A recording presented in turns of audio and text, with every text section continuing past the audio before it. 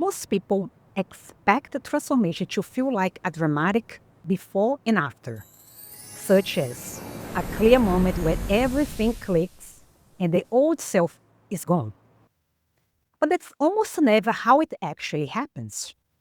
And because people expect the dramatic version, they often miss the real signs that something genuinely is shifting.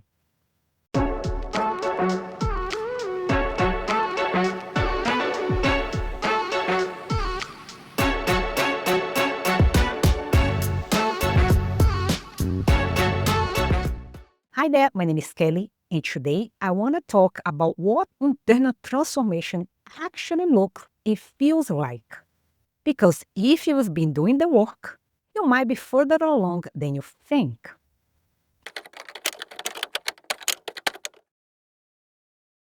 Psychology has a concept called self-concept clarity. In other words, how clearly and consistently you understand who you are. Research by Jennifer Campbell at the University of British Columbia found that people with higher self-concept clarity show greater emotional stability, more resilience under stress, and a stronger sense of direction in their choices. Here's what's interesting. As you do identity work, there is often a temporary dip in self-concept clarity first. What I mean by that? The old story starts dissolving before the new one is fully solid. In that between space can feel disorienting, like you're not quite the old you, but you're not yet fully the new you either. In that disorientation, it's not a crisis. It's actually a sign that the old identity is genuinely loosening. And thank goodness. Because let me tell you, when I went through it, it felt like a weird feeling. You know, you try to feel like the new you, but then you know you're not there yet, and then you keep thinking about it, and you know you're not supposed to because this brings resistance, and it feels almost like an internal battle. You know what I mean? So, if you went through it or are going through it, I hear you. But stay with me. Once you pass this phase, here's what transformation tends to look like day by day. So, first, you start noticing your old patterns rather than living inside them. In other words, instead of reacting automatically, there is a pause, a moment of recognition. That's the old version of me responding. And that gap, however small, is huge because it means you're no longer fully fused with the old identity. Things that used to trigger you start losing their charge, not because you suppressed anything, but because you're no longer getting your sense of self from those old stories. They just matter less. Another thing, you feel less desperate about outcomes.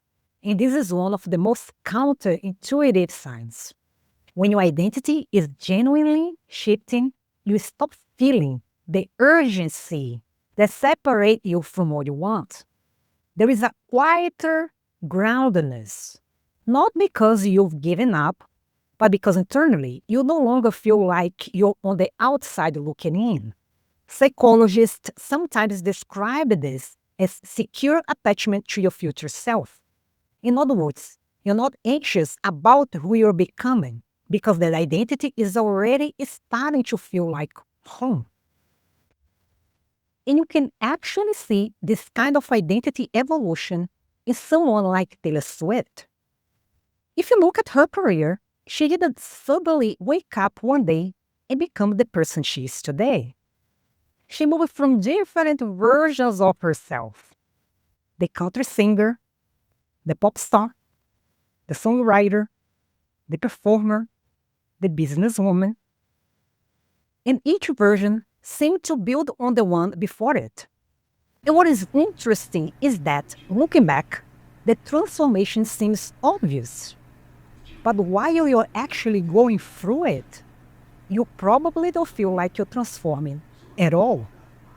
You're just making different choices, responding differently, and slowly becoming more comfortable with the person you're becoming.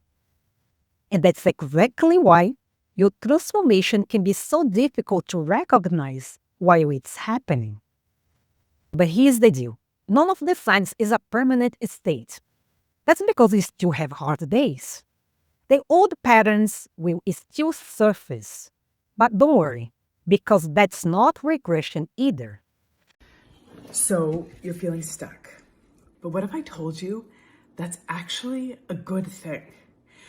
Being stuck means that there is tension.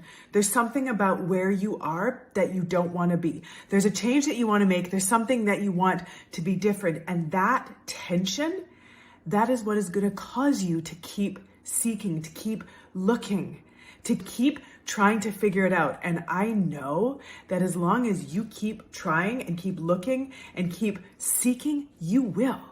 And that is a good thing. That's just how change works. It's not a straight line, it's not linear.